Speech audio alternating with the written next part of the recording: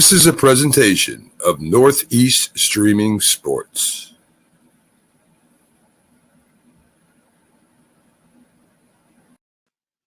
What's up, everybody?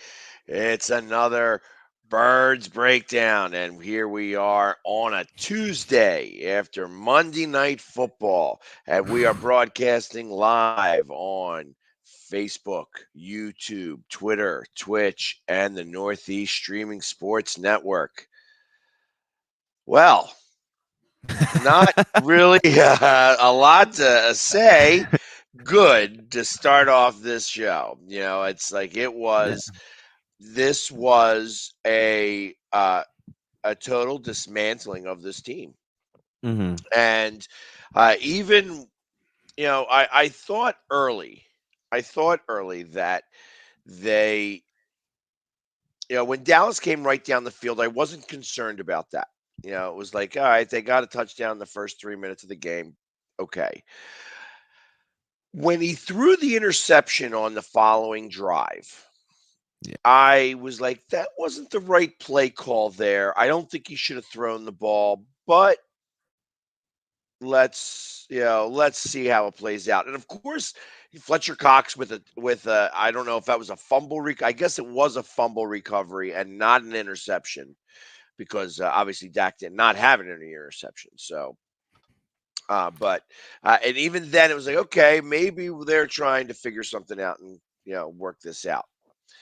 And then Dallas goes down and scores. I think it took two more drives. And then the third drive they scored touchdown, and I felt like that they were moving at will. Yeah. And our offense, just the play calling. That's it right Scratch my head. The interest that I felt that I tried to get from the coach, I almost felt like, and I'm not trying to put, my thoughts out in everybody else's head, but I felt that Nick Siriani was, not all there. Yeah. Just I felt like the moment was lost on him some. Yeah. That made you need the T-shirt. Is that what it is? You needed the T-shirt to kind of prove that you were something, and then now it's nothing. Like I just didn't get it. And interestingly enough, I happen to be staying at the same hotel as the ESPN Monday Night Football crew was. And a couple of things. One, and I'll get into some of this a little bit later, but one of the things that kind of struck me when I was talking to the camera crew, one of the more senior guys of the camera crew, is that he said he just didn't feel any passion from Nick Sirianni. He said, I saw you more trying to uplift the team a lot more than he was. And that's an issue if you're if you are a football team. And I was like, wow. Now that's coming from somebody who is, he's filming the game. He says he was filming Nick Sirianni a lot just to see some of the mannerisms. Because there's still not a lot of tape on him. Mm-hmm. And he said that there just wasn't a lot of passion. There wasn't a lot. He felt there wasn't just a lot of interest in the game. That he just seemed like he might have been a little disjointed. Mm-hmm. What did it look like on TV? So look, I'll start off with this. I just wanted to reiterate to people, I'm with you guys. I hate losing to Dallas. I don't care what this season circumstances are. Losing to Dallas sucks. There's not many things that are worse than losing to Dallas, especially the way we did. But what I do want to iterate to people, it is week 3 of we have an extra game now, a 16 games or 17 game season. So everyone just needs to take a step back and just relax. This is a long season, and a lot of crazy things can happen. And if you guys do follow me, you know how I broken up this schedule. This is a schedule of 2 halves. This first half is difficult, even for a young team like the Philadelphia Eagles. All right, you got a bunch of good teams that are on the schedule in the first half. The second half is really where I'm going to make my serious criticisms on this team. But we do have to criticize this game. We do have to call out what we need to call out. I will say I'm putting this loss mostly on Nick Sirianni as well. This is a team sport, and even talking about the Sixers, I'm kind of dawning on me more. We need to look at it overall as a team. But when I look at why we lost yesterday, I feel like the defense with what they had to work with. Now, look, Brandon Graham's loss bigger than what I expected it to be. I felt like the pass rush was not there completely from the defensive ends. I saw Josh Sweat over pursuing way too much. Derek Barnett, I mean, what else can we say? That dude's a freaking bonehead. All right. Hargrave and Cox did their job, but the run defense definitely got hit as well from not having Brandon Graham in there.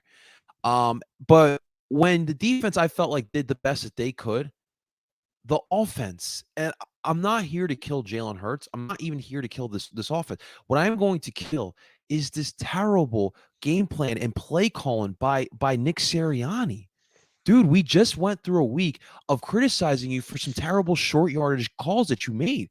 And now this week, 3 running attempts. Forget about Jalen. Everyone, forget about Jalen Hurts' development. All right, forget about all that. But what we need to worry about right now. Sorry about that. I got work over here. But what we need to worry about right now is Jalen Hurts' health. Sirianni put Jalen Hurts in some terrible situations by throwing the ball 39 times. We're talking about guys, we need to remember that Jalen Hurts is a rookie quarterback. Still, essentially. He just played in his 7th start of his NFL career. Is his accuracy not there? Of course, I get that. Those 2 interceptions, those are on Jalen Hurts. But when you got a young quarterback throwing 39 times, what are we doing here? On that touchdown drive, right? Jalen Hurts made a lot of plays, but dude, how many shots did he take? Forget about his development. He's going to get hurt out there. That is a concern to me.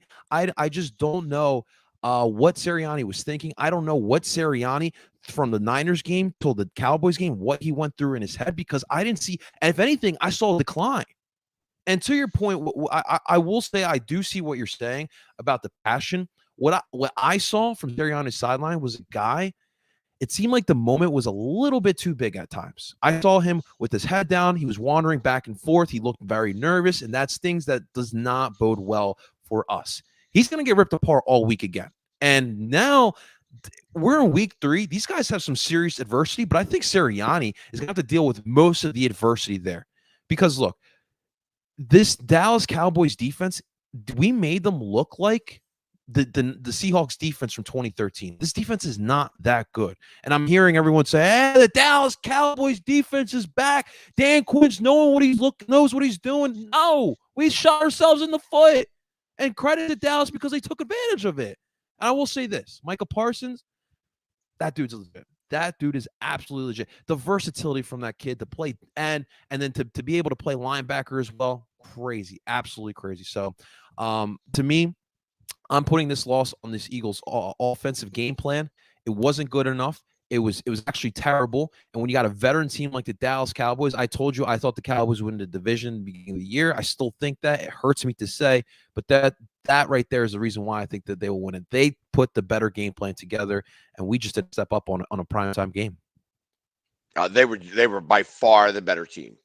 By far the better team. And looking at Dak up close and personal now. Now, like I said, I was literally 1 row from the field, and he looks like he's back in his form from before, and which is, I think, is a big deal. I mean, that's a huge step for him because obviously that, the way that his leg was broken or his ankle was broken, and to come back and be able to have that type of trust on your leg, and he did take a couple of hits, Yeah. so.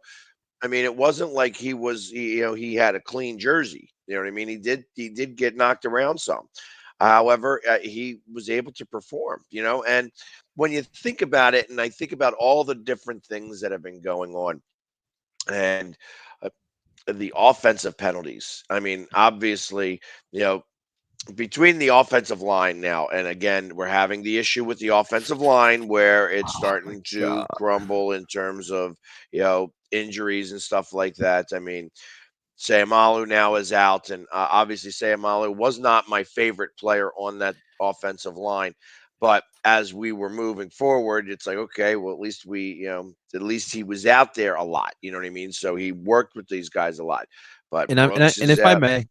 if I may, real quick on Seumalo, we both have been really critical on Seumalo. I really was impressed with what he did in the first 2 weeks. This is a big loss, and you saw your boy Kelsey being emotional after hearing the news and seeing that.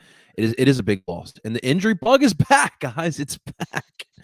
Oh my Well, and god. that's what happens. I mean, at like all of these teams, there Yeah. is something there. The way football was before is no longer the same. They changed the way that they do their training regiments and everything else. And it may be time to take steps backwards because obviously there's too many injuries happening. And this is league wide. This isn't just with the Eagles. It's whoever's going to be able to remain the healthiest. In fact, it was funny because I took a tour of AT&T Stadium the day before, and the tour guide kept saying the same thing. He's like, it's not a matter of everybody's got to be healthy. Everybody's got to be healthy. It's not, and it goes all the way from the football team to all of the fans, and they're trying to make sure everybody's healthy and stuff like that because that's, of course, COVID is still in mind. But this was a straight debacle. It was a straight debacle, and even when they showed a little bit of life, it was like the light kept going out fast, and it was going out fast because of poor play calling. It's like I Nick Siriani is a rookie coach, but these people are getting paid lots of money to make sure that these problems can get resolved and get fixed. Now, this guy never called plays before, and it shows now. And it shows. So Yeah. it may be time to start to figure out maybe somebody else should be calling plays. Maybe somebody else should be doing some of the things that you want to have, that you felt that you were ready for and you're not ready for. Yeah. Because I'm beginning to wonder now, it's like, all right, so when he came with the t-shirt on, I was like, okay, I don't care about that.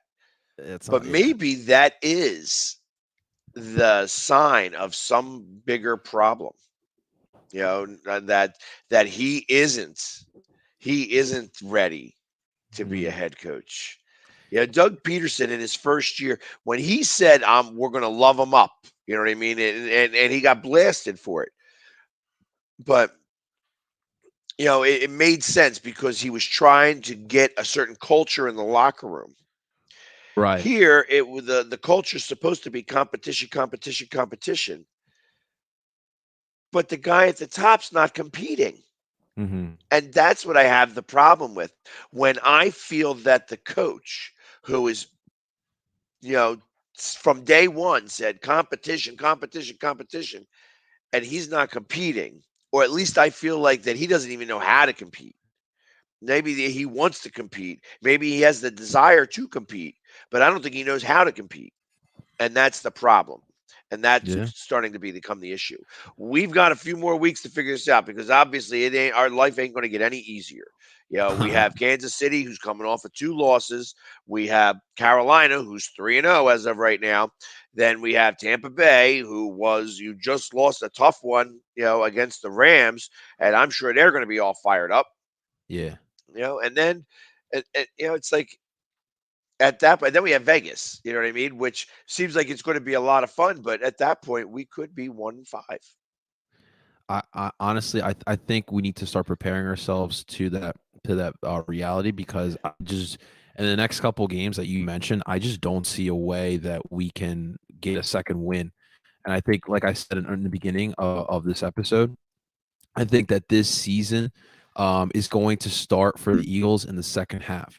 So, we talked about playing the Chiefs, the Panthers, the Bucks, the Raiders. I think those right there are 4 losses, and that would put us at 1-6, in my opinion. But that's the season to me starts on October 31st on Halloween. I think that that 1 o'clock game against the Lions that's going to jumpstart our season, and I think in the second half it'll be a much different team. But to your point on Nick Sirianni, we've seen this before where we've had a head coach who's never called plays. I mean, obviously Andy and obviously Doug. With Sirianni, he had Frank Reich ahead of him. When I don't think he would call a lot of plays. He was part of the game planning, but Frank Reich is obviously a play caller. And I would assume that at times Frank would allow Sirianni to call some plays to get acclimated into that. But now there's no one here to kind of be like, yeah, Nick, why would you do that? Like, there's no one here to check him and correct him on that. I will say this. You have these 4 games that are going to be tough. I'm not expecting to win, but I don't want to see that performance I saw the last 2 weeks where you shoot yourselves in the foot. Last 2 weeks, I feel like the Eagles had opportunities to win both those games. Even last night, I felt like the Eagles could have had an opportunity to at least made it interesting. But again, you shot yourself in the foot. So these next couple games, I'm going to give him up until the Bucks game. After the Bucks game, if I see more of this, the play calling has to go to Shane Steichen. I don't care. I want to see what Shane's got because what I've seen in the last 2 games, we're going to be a bad team if that happens. Like, I don't think we'll win another game if we continue the play calling that we have. You have a young quarterback. We need to help his development. The blessing, and this is another thing I didn't mention, like, people were killing Jalen Hurts, but remember last year we saw Carson Wentz have a bad drive, a bad interception. What would he do? Go on the sideline, shake his head, look disappointed. What would Jalen do yesterday? He would go to the sideline, head up, run right to the jog over to the sideline, but he kept his composure, and that's what real leaders do. I think Jalen's going to be fine, but if you do not help him in his development, we're going to lose another quarterback here. So to me, Sirianni got to get it going here, man. Well, I will give most of the blame yesterday to Sirianni. However, I am also going to give some blame higher up. There was a reason why I guess the rumors of Deshaun Watson continued and continued and continued. And there's a few things that I see, and I'm sure that upper management also sees now. That one, Jalen Hurts is not Lamar Jackson, is not Russell Wilson. We know that now. I think that 7 games is enough to kind of show that. Doesn't mean that he can't get better, just means that he's not those guys. And the other thing that I saw is that, I mean, the arm strength is there. They're true on that. He just doesn't have that arm strength. It's like guys are getting open, and they throws that ball, and he can't get it down the field far enough or fast enough. And it's, that was the problem on the first throw. On that first interception, it was a problem a couple of times with Quez Watkins. You know what I mean? Where he's got to come back to battle for the ball, and luckily he's good at that. You know what I mean? Especially against those guys, but it's going to be continually an issue. And I feel that he's got to come up very quickly. That curve has got to happen very fast for him, for Hertz. I mean, I liked what he said yesterday at the press conference. About the deuce? The deuce. You know what I mean? You don't look at, and he's right. He's right. You don't look at it. You don't examine and be like, oh wow, that's a big one or it's a small one. You know what I mean? You just you wipe and you flush and you move on. You know what I mean? And there's something to be said for that. You know what I mean? It's like, hey, you can't have a rear view mirror. You have to always be looking forward. So I can appreciate the mindset that he has. Right. But it is challenging, and it's going to be challenging from here on out with this team. And I was waiting. So I also heard, again, talking to the ESPN guys was very informative, to the point where, first off, I got the full idea from the crew themselves how difficult Philly is to work. That Philadelphia fans, they said, by far are tough to deal with, and even for the camera crew, they're tough to deal with. So and it's interesting because I mean I had my shoulder pads off, but I was still painted while I was down there talking to them, because it's like I'm trying to get a beer and relax for half a second before I come up and go to bed. But and so they knew who I was, and they're like, this Philly's really tough to deal with, and by far the most difficult fans. He goes, now there are other difficult fans out there, like the fact that the Chargers are playing the Raiders. He's like, there'll be fist fights in the stands there, but Philadelphia is by far the most aggressive fan base. And I was like, okay, well, no one likes us, we don't care. So, that at least that's the thought process that we have behind that, or at least we put behind that. But they were saying that this team is not the way they showed out there today or yesterday was, almost like they quit in the middle of the game. It's just those last two drives, there's two touchdown drives by the Cowboys. The defense quit. And that's what he was saying. And I would say, well, I don't know about that. But then I look at that last touchdown where Slay just kind of stops and falls to the ground. And I don't know if he got hurt or not. I mean, but I felt like that they quit on the play. And, Here, and here, what else is there to do? here's what I'll say. I wouldn't say that they quit, because just by looking at the stats, I just don't think that they quit per se. Here's what I will say, and I think it's as bad as quitting. I think they felt hopeless because I think after a certain amount of beating that they got, I think they felt hopeless, and I think it was part in doing like they were. I do feel like they were putting it all out there, but when the game plan is not conducive to what's going on in the game, like and they're just trying so hard, it just wasn't matching up, and I think at the end they just felt hopeless, and that could be a demeaning feeling as well, and that's kind of what I felt like watching that fourth quarter there for the Eagles. What I will say to your Jalen Hurts point, I recognize he is not a fully developed quarterback. That doesn't mean I don't think he can continue his growth as a quarterback. I think he can definitely grow as a QB. Um, but even so, when you have a young quarterback, when you have the injuries on the offensive line, I just don't understand why the running game wasn't implemented more.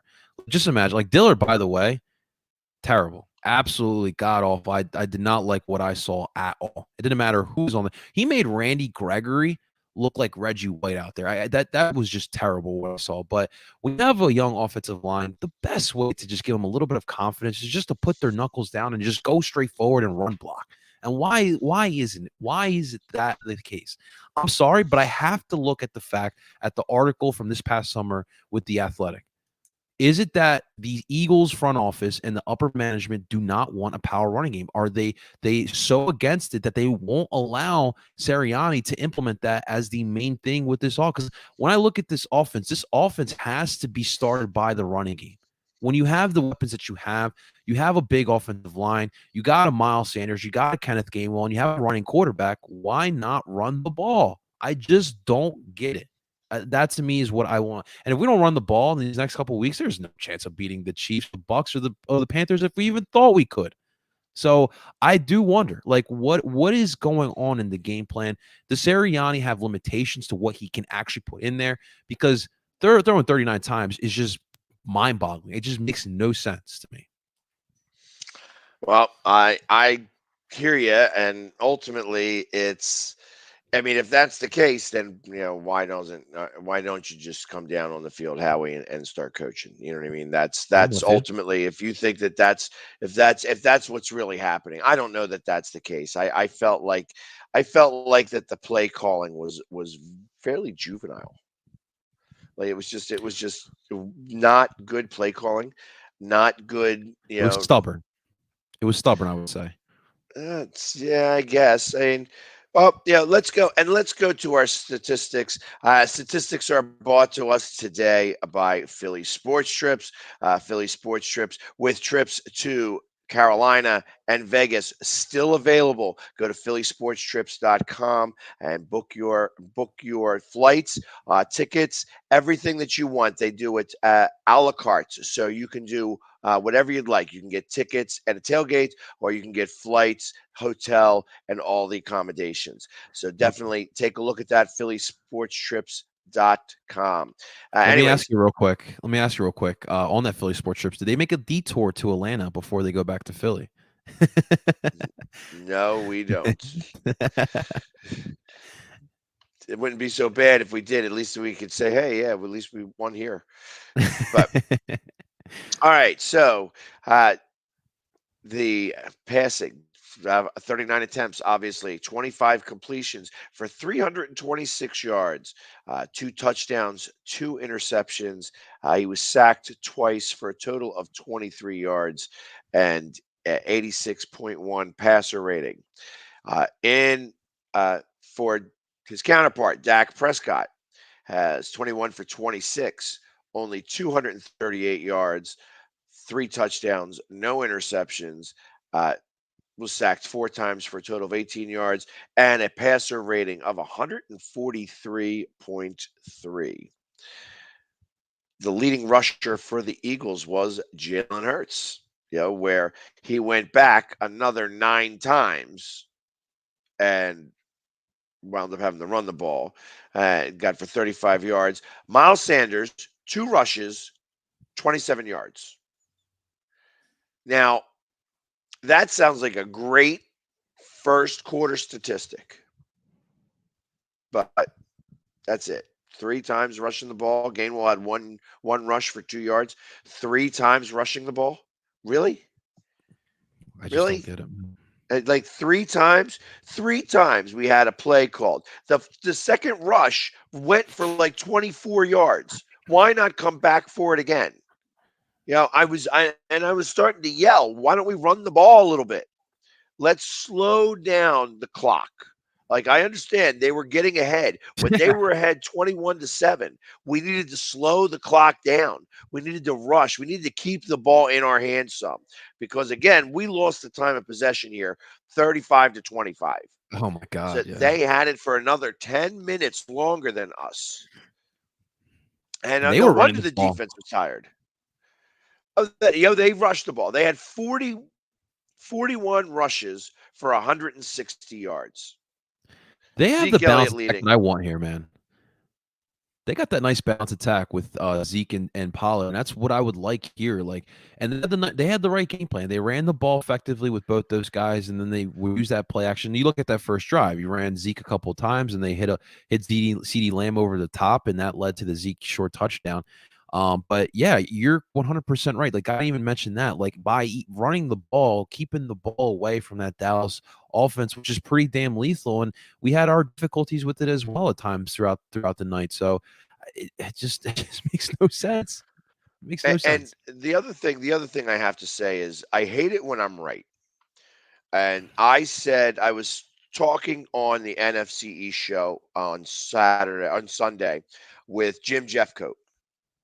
And I said, this is the first time I have no idea who the tight end of the Dallas Cowboys is. And that bothers me. I said, that means that he's going to be overlooked. And wouldn't you know, they did overlook him because he was targeted 7 times, had 6 receptions for 80 yards and 2 touchdowns. This Yeah. is the tight end that nobody's ever heard of on the Dallas Cowboys named Schultz. Yeah. And it bothered me. It straight bothered me because I called it. I called it that, that we got to, you're going to have to pay attention to this guy because Cooper is not feeling it right now.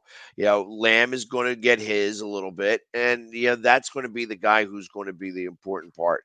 And when you give anybody 6 seconds to be able to find the receiver, they're going to find him, and they did find him. They found that receiver, and it was Schultz twice. Yeah.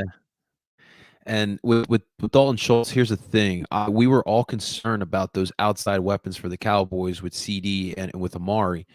We saw a lot of zone coverage from the Eagles defense, and pretty much Dalton found those pockets, and Dak was easily able to find them.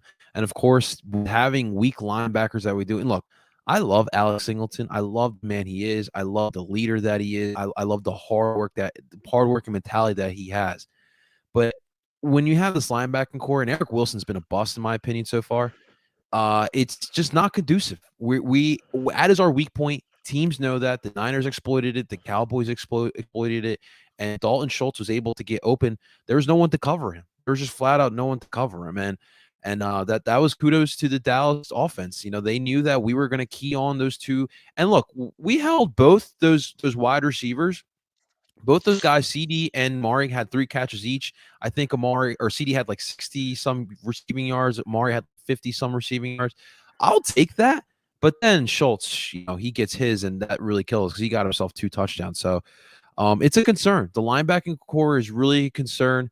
Kayvon Wallace was the latest injury news. He's been placed on the IR. From what I understand, he can miss up to 3 weeks. I guess that's the minimum. 3 weeks with that partially separated shoulder. So now, when is Rodney going to come back? He's been activated off the PUP list in the beginning of the year. He hasn't played in these first 3 weeks. Is that knee okay? Can we get him back? Because I don't want to see Marcus Epps continuously back there. I think that Anthony Harris had his weaker game of the 3. And that safety play is so important. And we know that. We definitely know that. So definitely some concerns here with this Eagles defense that looks strong in week 1 and week 2. And week 3, there were some holes that were exploited. Well, and it's not going to get any easier. I mean, obviously, Kansas City has been going up against some tough competition and losing. You know what I mean? So, do you think they're going to come in here a little fired up? I mean, I would be coming in here a little fired up. Hey, we're 1-2 now, and we just lost to the Chargers. The Chargers who just lost to the Cowboys. So, is it, makes me think, all right, so we're going down the line here. Are the Chargers really much better and making the Cowboys much better that they lost game 1 to the Super Bowl champs and put up a pretty good battle and then, beat the Chargers and then beat us as handily as they did? Or is it, Kansas City is not what they used to be and they are starting to trail off? I think that the Chiefs are going through like that early season slump. You see teams go through this. I think they will be fine just because of the veteran makeup, and they do have Big Red as their coach. But I just feel like when it. So I mean, you remember in the early 2000s when we were beating up the NFC East. After a certain amount of time, those teams are just like tired of getting pushed around. And I think that's what you're kind of seeing in the AFC West. Like they're tired of getting pushed around by the Kansas City Chiefs. And I think that's what brought the Chargers up, but. This is gonna be a big game, and again, like what we just said, the Chargers are 1-2 now, and they're this is a game that is much more easily won now with what we've seen. But if we have the same game plan that we've had in the last 2 weeks, don't even get your hopes up, seriously. So it's gonna be an interesting. We'll see how we contain Pat Mahomes. I'm sure the offensive line is still not the strongest point. I've seen Pat been scrambling a lot as well. But this should be an interesting test. And are you ready to welcome Big Red back to Philly? If he even comes back, I know that he went to the hospital after the game on Sunday, and from what I understood, it was just he was dehydrated. So I'm sure they gave him an IV and said, "Okay, Big, let's go." Stay hydrated. So there is. I am concerned in total. I although I don't necessarily 100% agree with Philly fan that there's absolutely no way to beat the Chiefs. Yeah, this is the NFL. Come on, man. I feel that they need to show, as a team, they need to start to rally. And so here's the issue that I am starting to come up with and so starting to see. Or at least I am formulating in my head because I don't get to see, and we don't get to see this, is the Eagles put a lot of leadership in that locker room now. And the 2 things happen with that. One, when there's a lot of leadership, there becomes a lot of loud voices in the locker room, and you can start to, they can start to pick each other up. However, if they're not buying in the way that they need to buy in, those voices could start to turn. And, the first 4 weeks of this season, as it is in every NFL season, are really preseason games still. They don't play in the preseason at all anymore. So this was still a preseason game, albeit it counts. So. Yeah, I mean, obviously these things count. They all go towards the record. So it's, I am well aware that this is not a preseason game for all those people who think that I'm, talking ass. However, I said that this offense was going to take about 8 weeks to come together and that we needed to be about 500. we're going to need to start to beat some of these teams. So even if we're not going to be able to pull it together with the Chiefs, you got to Mhm. show a really a much bigger, like a much stronger effort, just a much stronger effort all the way around. And you just gotta do it. It's these guys are getting paid to play, and if they're not going to play, well, then it's like, well, should we pay them? You know what I mean? Like, actually, I don't get to pay them because it's not coming out of my checkbook. But I mean, ultimately, I gotta imagine Jeffrey Lurie is not real happy. He saw what happened. He was there. You know what I mean? He sees that Yeah. that's not what he wants to see out on the field, and it makes me wonder if the phone is starting to heat up in Houston. I don't think so. Well, I don't know. Well, I I mean, don't know. Because if then, you're then if you you're think about that. Let's think about that in a little bit of a different way. If Deshaun Watson is here, do you think that game is the same score? I don't think he even plays. I mean, here's the thing with Deshaun Watson. I get the whole talent. Like, let's forget about the allegations here. The fact of the matter is, there's a reason why he's not playing with the Texans right now, and his trial is in February. So, to me, I don't understand why the NFL hasn't suspended him in general. I mean, when he's got a trial with some serious allegations. But here's what I will say to your last point there. Well, I don't. To me, I don't care about these results. Like I told you, that Lions game to me is when the season really starts for the Eagles. These games, I need to see some heart. I need to see some fight. I need to see them going out there and giving it their all. And that also includes Siriani to be able to put together a good game plan to put these guys in a better situation. And honestly, what you said about the veteran guys, that is a legitimate concern because these guys, a lot of these veteran players won a Super Bowl with Doug Peterson. And now Siriani in week 3 calling terrible games, and now the rah rah is kind of going away. Now it's time to be real. It's time to put away with the cliches, and it's time to talk less and put in more action. Actions always speak louder than words. That's kind of what Sirianni needs to do. So look, these games could definitely, again, like I know if I've ruffled Philly fans' feathers over there, but this is the NFL. And what I mean by that, this is a league where, unless like the Jacksonville Jaguars, I think we can race them out. But look what just happened this past week. I mean, I didn't think the Falcons would beat the Giants. And look, that happened. Anything can happen on a week-to-week basis. Do I think the Eagles will beat the Chiefs? Yeah, but it wouldn't be far-fetched to think that they can beat the Chiefs there when they're struggling on their own as well. So to me, it's about fight. It's about giving it your all every single week. There is talent on this roster, and it's about putting that talent in the best possible situation. Use Quez's speed. Use Miles Sanders in between those tackles that have been working so far. Use Kenneth Gainwell as well. Use the tools that you have in your arsenal. And that the other thing is that how is it such a big fall from grace?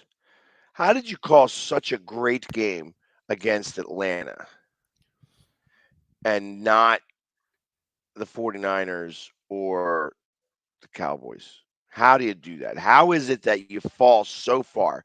Like, the game plan for Atlanta was good. They had a good mix of the run and the pass. They were able to execute. Now, obviously, Atlanta isn't the 49ers or the Cowboys, but they are a professional football team, and we were at their home opener. So we went into, a semi-hostile environment. That there was a lot of Eagles fans there. It's like I said, it's a soccer town down there. But I mean, ultimately, they were able to take care of business. Let me ask And you something. Last night, how many hurry up offense situations did you see the Eagles in yesterday? looked like twice. Why isn't that in the game plan more often? I saw a lot of it in the second half of the Falcons game, and you saw with the speed that the Eagles offense has, that works. Now, I'm not saying we need to be Chip Kelly's offense. No one needs to do that. But dude, when you're down 20-7, right? Put that in there. Use that. Get the momentum back. So The other thing I thought about is they scored that touchdown and they made it 28 or 27-14. and there's 7 minutes left to go in the third quarter. And my thought is, wouldn't this be a perfect time to do an onside kick? Now, I know if I'm thinking it, that they might be thinking it too, but they didn't line up like Dallas didn't line up like that. And onside kick are like 25%, and they were running down the field like at will anyways. So, like, why not give it a shot? At that point, again, it's like the element of surprise. 7 minutes left to go in the third period or third quarter, and we're down. Let's maybe try it.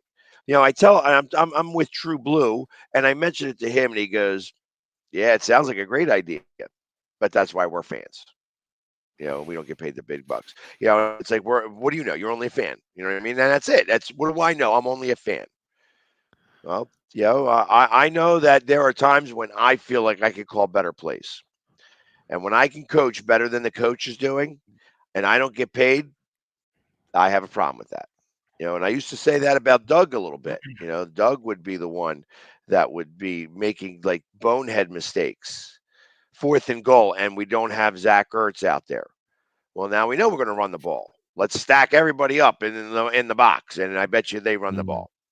And of course, they ran the ball and they didn't make it. You know what I mean? And that's the thing. Those are the things. They are becoming much more predictable than even Doug was, than even Chip Kelly was, because Chip Kelly only had a playbook of 8 plays.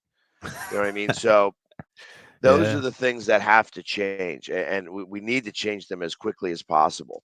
I was willing to give Siriani 6 weeks to get his, Yeah. stuff together. Um, we're halfway through, We are. and I'd like to see a second win. Although Carolina's a lot better. I mean, Sam Darnold's. They're definitely You know, beatable, though, I think. I agree. I agree. Yeah, but I mean, who would have thought Sam Darnold was the second coming of Joe Montana? So, I mean, And that's what I think not the Eagles Jets, fans like. obviously. Yeah, and that's why I feel like Eagles fans, we all expect in year one our quarterback to be Pat Mahomes and Andy Reid every single time. This stuff does take time. I mean, guys, there are franchises in this league that have never had franchise quarterbacks in the Super Bowl era. So let's just slow our horses a little bit, guys. And again, it's the NFL. It's a week to week basis. And it's funny, I'm watching the game last night with my girlfriend and her brother and her best friend. And my girlfriend's like, "Wait, what happened? I thought we were good in week one." I was like, "Yeah, babe, it's a week to week league here, and that's what it is, man. That's pretty much what it is. That's exactly correct. So, well, listen, guys, I'm going to have to cut it short today because I have to catch a plane to go back to Philadelphia. We need So them back here. yeah, it's because now it's time. Hey, I'm still having my tailgates. The one thing that has not changed at all is my love for the birds, and that ain't Amen. ever going away. Win, lose, in some cases tie, and it don't matter. I'm still going to be yelling and screaming and carrying on every week for my team to win the game. So, and that's not going to change. And all those Cowboys fans heard that as well, because I didn't stop just because we were down by a few points, or 20 points, or more. However, like I said, you got to temper it a little bit. You know what I mean? You can't be yelling the same stuff over and over again. Pretty Um, much. but there was 92,000 people in there, and I want to say there was only about 2,500 Eagles fans. It was a sea of blue and white, and they honored Jimmy Johnson and Drew Pearson and some other guy, last night, to put them all in the Ring of Honor over there. So it was their home opener. It was the last home opener for the NFL, because it was literally everybody has to play their home opener within the first 3 weeks of the season. So, and it was the first time Dak Prescott was home since the injury. Yeah, So there this was a is true, lot man. going against us there. When I spoke to Elliott Shore Parks before the game, I asked him, "What do you think's going to happen?" He goes, "I think we're going to lose." He goes, "I think that," he goes, he's like, "I'm hoping it's close." He was right. He was right. Everybody else was right on this one. I said it was going to be a high scoring game. I was right about that. I said that we need to make sure to take care of the tight ends. I was right about that. I said I wasn't really afraid of Zeke Elliott, and I wasn't afraid of Zeke Elliott. I was more afraid of Pollard, and even Pollard wasn't doing so great. But we got a lot to do. A lot to do. We And, got what is it now? 14 or more of these things. So we got some time, guys. Exactly. You got to start with a little bit better effort against Kansas City and just be able to move forward. Make sure we can flush this one. We can flush this one. That deuce is flushed, as Jalen Hurts said. So, but anyways, guys, thank you so much for joining us for another Birds Breakdown. We will be back again next Monday nights, not We'll see you Tuesday. guys. And, we'll hopefully have something better to talk about. So I don't care if we win or lose this game on Monday or next Sunday, but I just need to see a much better effort all the way around, starting from the coaching staff on down. Yes, sir. Yes, sir. But Let's beat Big Red, guys. Let's beat Big Red. exactly. All right, guys. We'll see you next week. Go Birds.